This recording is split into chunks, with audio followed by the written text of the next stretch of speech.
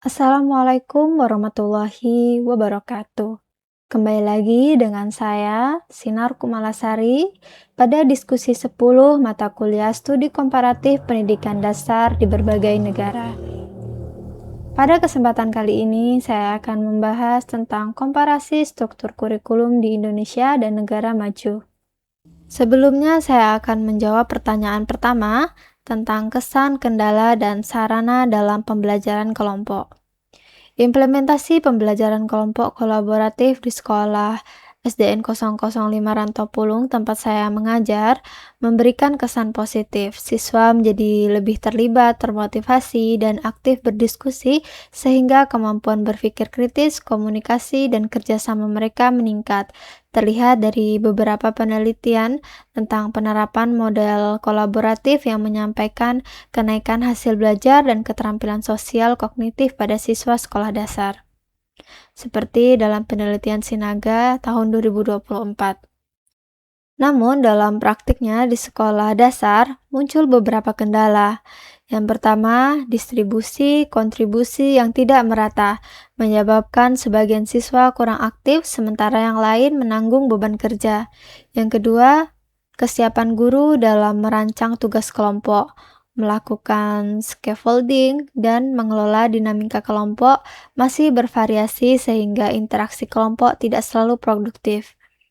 Yang ketiga, penilaian kontribusi individu dan aspek kolaboratif seperti proses, sikap, tanggung jawab seringkali sulit diukur dengan instrumen yang sederhana. Yang keempat, keterbatasan waktu pembelajaran dan sarana prasarana seperti ruangan, bahan ajar, atau dukungan teknologi menurunkan kualitas pelaksanaan tugas kolaboratif. Kendala-kendala tersebut juga didukung oleh penelitian dan kajian praktek di konteks sekolah dasar pada penelitian Herianto tahun 2025. Beberapa saran yang dapat diterapkan di sekolah dasar seperti rancangan tugas kelompok dengan struktur jelas dan akuntabilitas individual seperti pembagian peran, ketua, notulen, dan rubrik penilaian yang menilai produk sekaligus proses agar free riding berkurang dan kontribusi bisa diukur. Lengkapi intervensi guru melalui pelatihan singkat pada manajemen kelompok, teknik scaffolding, dan cara memberikan umpan balik formatif sehingga guru lebih siap memfasilitasi proses kolaboratif. Kemudian gunakan kombinasi penilaian, observasi proses, penilaian diri, penilaian sejawat, dan penilaian produk agar aspek sosial keterampilan juga terekam dengan baik. Ketika waktu atau sumber daya terbatas, pecah proyek besar menjadi tugas mikro yang bisa diselesaikan dalam 1 atau 2 pertemuan. Jika memungkinkan, manfaatkan alat sederhana berupa dokumen, papan tempel, lembar kerja untuk mencatat kontribusi dan memudahkan monitoring.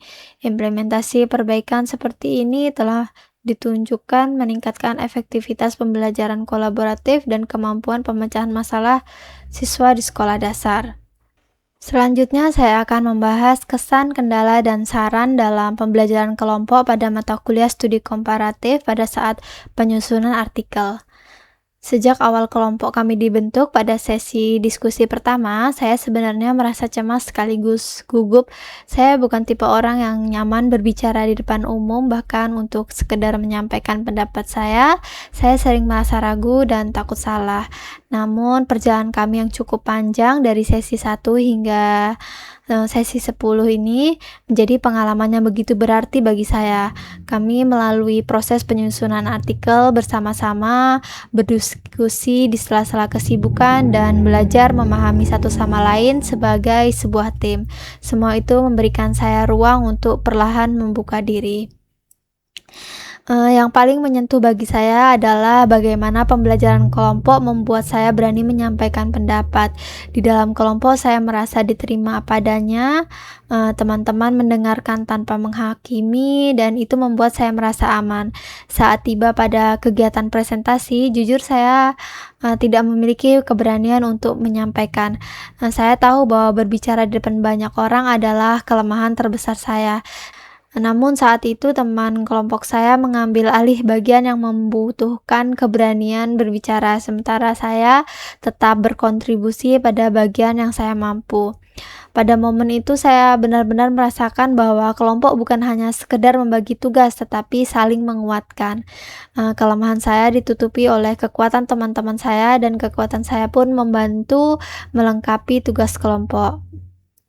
Perasaan saya merasa senang bahwa saya tidak berjalan sendirian. Namun tentu saja perjalanan kelompok kami tidak selalu mudah karena semua diskusi dilakukan secara virtual. Kami sering kesulitan mengumpulkan seluruh anggota. Masing-masing dari kami memiliki pekerjaan dan tanggung jawab pribadi yang tidak bisa ditinggalkan begitu saja.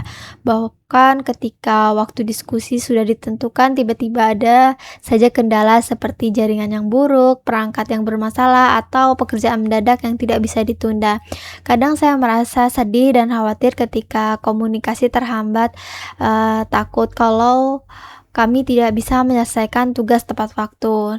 Tetapi akhirnya dengan sedikit demi sedikit berkomunikasi dan saling memahami, kami tetap bisa menyelesaikan perjalanan panjang ini bersama. Dari semua pengalaman itu, saya merasa bahwa kerja kelompok bukan hanya soal menghasilkan tugas, tapi juga soal membangun hubungan, memahami karakter orang lain, dan menerima kekurangan diri sendiri. Jika boleh memberikan saran, mungkin sejak awal kami bisa menentukan jadwal tetap untuk berdiskusi agar koordinasi lebih mudah. Selain itu, saya merasa penting untuk terus saling memberikan semangat karena dukungan kecil dari teman-teman kelompok dapat sangat berarti bagi anggota lain yang mungkin sedang berjuang secara pribadi, asalkan kita mau melihatnya. Pengalaman ini meninggalkan kesan mendalam bagi saya. Saya belajar bersama bahwa saya tidak harus menjadi sempurna untuk bisa berkontribusi dalam kelompok. Saya hanya perlu berani mencoba, dan melalui proses panjang dalam kelompok ini, saya merasa sedikit demi sedikit keberanian itu tumbuh karena saya punya teman-teman yang melengkapi, mendukung, dan mau berjalan bersama. Selanjutnya, saya akan menjawab pertanyaan kedua tentang analisis komparatif struktur kurikulum Indonesia dan di sekolah tempat saya mengajar serta di negara maju. Berdasarkan pada modul MPDR 5302 serta dari dua artikel ilmiah pada sesi 10, saya melihat bahwa struktur kurikulum pendidikan dasar di Indonesia sebenarnya sudah dirancang cukup baik dan modern. Namun, implementasinya belum sepenuhnya sejalan dengan konsep yang tertulis. Pada kurikulum 2013 menekankan keseimbangan kompetensi sikap, pengetahuan, dan keterampilan. Pendekatan tematik terpadu diterapkan di sekolah dasar untuk membantu siswa memahami konsep secara holistik melalui pengalaman belajar yang bermakna. Penilaian otentik juga menjadi bagian penting dari kurikulum karena tidak hanya menilai hasil tetapi juga proses belajar siswa. Namun dalam praktiknya, implementasi kurikulum 2013 di banyak sekolah masih menghadapi hambatan seperti keterbatasan guru dalam mengelola pembelajaran kolaboratif, penilaian proses yang belum konsisten, dan budaya nilai yang masih mendominasi. Pada modul juga dijelaskan bahwa kualitas guru serta sarana prasarana yang tidak merata menjadi faktor yang mempengaruhi pelaksanaan kurikulum. Di sekolah tempat saya mengajar di SDN 005 Rantau Pulung, Kabupaten Kutai Timur, Provinsi Kalimantan Timur, kurikulum 2013 telah diterapkan melalui pembelajaran tematik dan kegiatan berbasis kolaborasi. Tetapi implementasi pembelajaran belum sepenuhnya optimal. Guru sudah mulai menggunakan model group investigation dan metode kolaboratif lainnya, tetapi pelaksanaannya masih bergantung pada kemampuan guru dalam mengatur kelompok, mengembangkan LKPD, serta menyediakan media pembelajaran yang mendukung. Sarana prasarana yang terbatas juga membuat aktivitas kolaboratif harus disesuaikan dengan kondisi kelas. Penilaian proses sudah dicoba dilakukan, namun karena beban administrasi dan perbedaan pemahaman antar guru, penerapannya belum konsisten. Secara umum, di sekolah saya sudah mengikuti arah kebijakan kurikulum nasional, tetapi masih memerlukan penguatan dari sisi kompetensi guru, media pembelajaran, dan budaya kerjasama. Ketika saya membandingkan kurikulum di Indonesia dengan negara Finlandia sebagaimana dijelaskan pada artikel 1, terlihat perbedaan yang cukup mendasar. Pada negara Finlandia membangun kurikulumnya berdasarkan prinsip kesetaraan, kepercayaan, dan kolaborasi. Tidak ada sistem ranking, tidak ada kompetensi antar sekolah, dan tidak ada ujian nasional. Penilaian dilakukan secara natural oleh guru melalui observasi dan portofolio. Jam belajar siswa lebih sedikit, tapi kualitas pembelajarannya sangat tinggi. Rahasia utama keberhasilan Finlandia adalah kualitas guru yang sangat baik, karena profesi guru sangat dihormati dan proses seleksinya sangat ketat dengan kualifikasi minimal S2. Selain itu, sarana prasarana pendidikan sangat memadai dan merata, termasuk layanan makan gratis, fasilitas pembelajaran yang nyaman, dan budaya sekolah yang menumbuhkan rasa aman bagi siswa. Perbedaan yang paling saya rasakan adalah bahwa pada negara Finlandia benar-benar menomorsatukan proses belajar, sementara pada negara Indonesia proses pembelajaran sering terbebani oleh tuntutan administrasi dan budaya kompetensi. Sementara itu, artikel kedua memberikan gambaran mengenai di negara Korea Selatan dan Jepang yang memiliki karakter kurikulum berbeda dari negara Finlandia maupun negara Indonesia. Korea Selatan memiliki sistem pendidikan yang sangat kompetitif dengan beban belajar yang tinggi dan fokus besar pada pencapaian akademik. Jam belajar siswa sangat panjang dan banyak siswa mengikuti bimbingan belajar tambahan di luar jam sekolah. Investasi negara terhadap pendidikan sangat besar dan kurikulum dirancang untuk menghasilkan daya saing akademik yang sangat tinggi. Jepang memiliki kurikulum yang lebih seimbang antara akademik dan karakter. Tahun ajaran lebih panjang dibandingkan di negara Indonesia.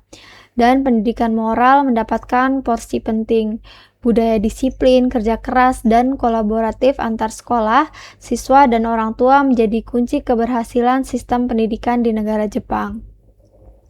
Jika dibandingkan dengan Indonesia, baik Korea maupun Jepang menunjukkan bahwa keberhasilan pembelajaran tidak hanya bergantung pada kurikulum tertulis, tetapi juga pada budaya belajar, komitmen guru, dan konsistensi kebijakan.